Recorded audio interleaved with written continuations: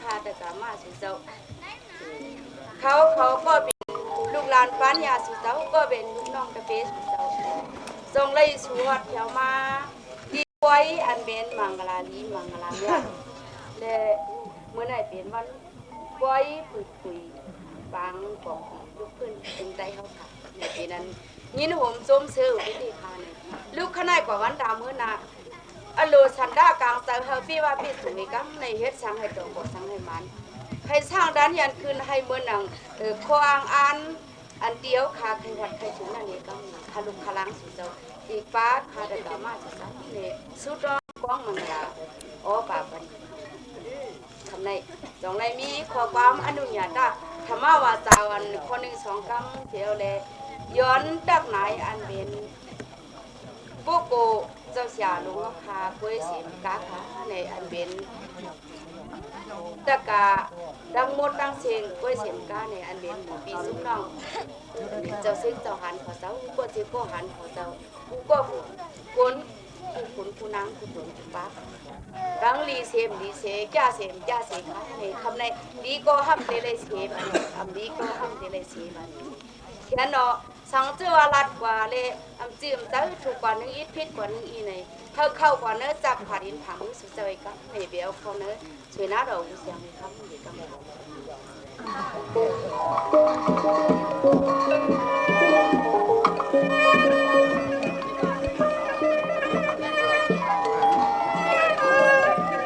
โอ้ดีค่ะโน่ดีค่ะทางในคันดีอย่างสั่งควันน้ำลังมีหางยิ้มแย้ม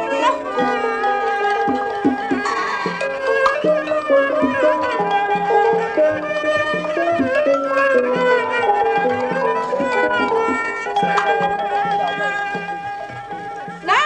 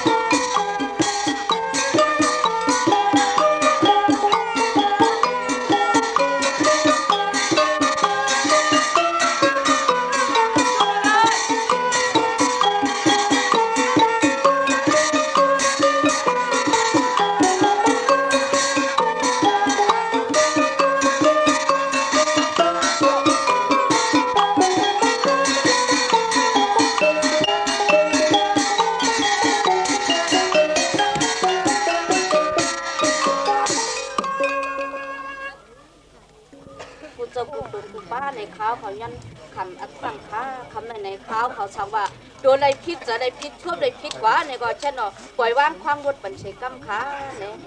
เดี๋ยวอันคุยอย่ากุ้นมือเขาเจ้าตั้งหมดดังเสียงตาในอีกเลยพวกผ้ามีเมืองเขาเจ้าดังเสียงสั่งว่าข้าวเลยพิษเลยปืนก่อนในก็เช่นเนาะปล่อยว่างความรถบัญชีกำค้า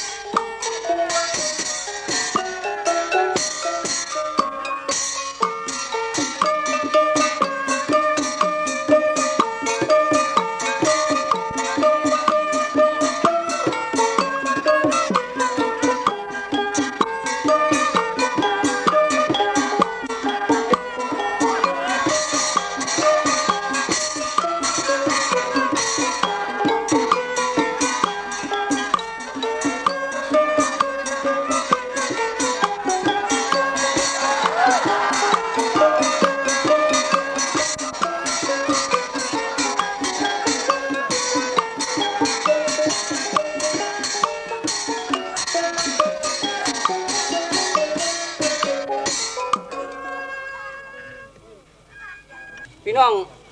อันลูกต่างเมืองใจเหฮอดเจ้าถึงมาได้มาห่มพร้อมกันตั้งตักซึกพร้อมลูกพื้นถึงใจเหเลยมาตีดังกองเป็นกองสิถึงใจลูกพื้นเมื่อไหนเป็นอันห่มส้มเชื้อเจ๊เนี่ยในชาสูมาอีปีนางสีดาปีนางสีดาอ๋อค่ะมีดังไหนล่ะนี่งงเลยไอ้จ้องนางยิ้มไหนเลยนี่ให้ไหนก่อนนะถึงนางสีดาเนี่ยว่ะเดือนห้าเมื่อคำนึงว่ะวันที่หนึ่งว่ะ4 เดือน84ว่ะถึงนางสิงทุนอ่อนตางนั้นเลยหูจักกันได้นางสิงทุนนี่ว่ะเนาะไว้กำลังซ้ำมาหูจักกันซ้ำลายชื่อว่านางสีดาเนี่ยลองตางย้อนมาความผักตอนนี่ว่ะเฮาห้องกันความผักตอนอีกหนึ่งนางสีดานี่ว่ะลองตางเฮาย้อนมาความผักตอนไหนมาห่มจมเสื้อเสียแล้วว่ะย้อนเฮาเลยยินความอีกหนึ่งนางสีดาว่ะเมื่อเร็วในเลยมาตีดังกองสีซึ่งใจลูกพื้นยาวว่ะนางหืออันเฮาปีลูกตังเมืองไต้เสียแหละอยู่ดีตับตึกจึงไต้เสียพื้นลูกพื้นวันเมืองอยู่นั่นนี่เลยมาห่มป้องกันเหตุดังกองสีจึงไต้ลูกพื้นกว่าในนางหือเพราะแต่มันคืมยืนยาวข้าวไก่เสมกาเฮาบ่ขึ้นช่างขึ้นสูงเฮาบ่แผ่วดีเสาหมกลองเอ็นอันนั่นนี่นางสีตานี่ว่ะเฮ็ดความหวักปันตัวยาวยาวเสียกำก็เปิดว่าอำเลยยินเสียงความนางสีตาก็หึงยาวนี่ว่ะก็ชาสูมาใส่ทุนจ๋าเนี่ยว่าจูเขาบางมาสูงเนี่ยชาสู250 บาทอันนี้เนาะทัดใจเนาะ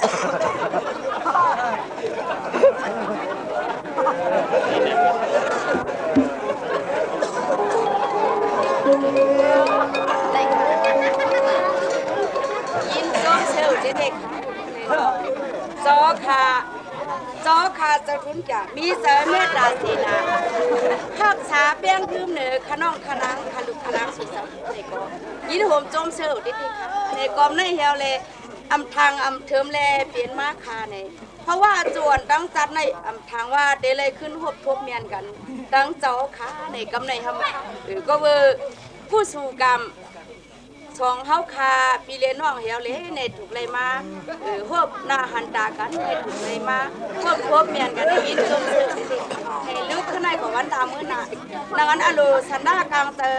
ใครเฮ็ดใครเป็นใครสร้างใครอังใครหวงนั่นก็เลยเขาถึงตีเอาทอดทีไปเขาถึงตีชาวบอกชาวอ่านเห็นกันขนมขนังขลุกขนังสุดเจ้าสุดร้องบัดนี้ผู้เจ้าในวันคำเขาแค่นอสุนัขจัสเ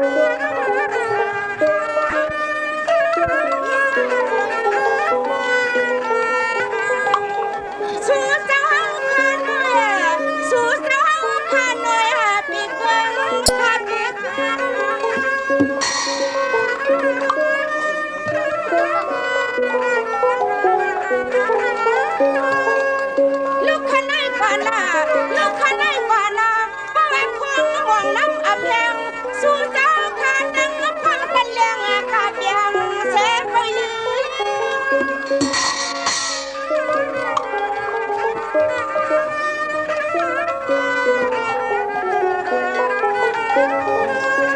นางข่าวดีได้กว่ากันกว่ามึงกว่าเดิมดาวดังแบบยอสีที่มัน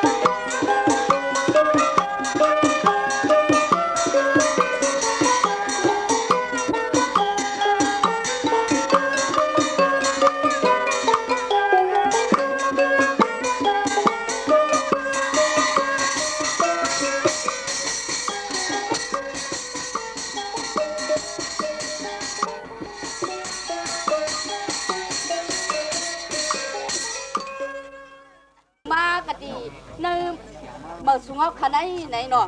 อันกับทุกข้าตุ้งเนี่ยหุ่นได้ถึงได้คืนนั่นไหนอย่าไปไว้ใจทุกข้าสีกำค้าไหนเขาคันเดสุดดวงให้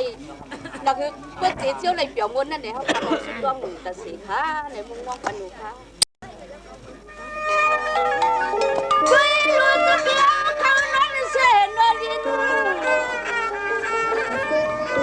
ดินเสียนนั้นดวงอย่าไปมองอุจจาระ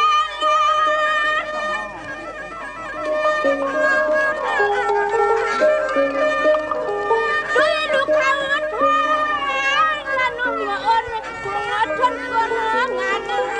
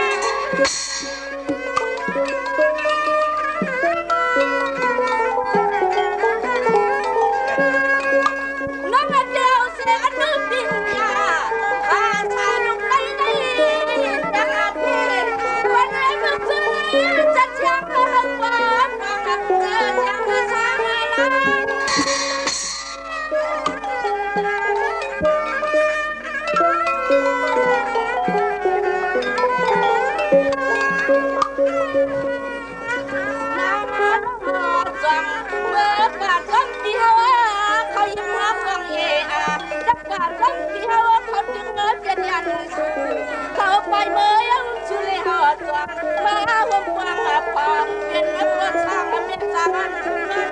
ความรักกัน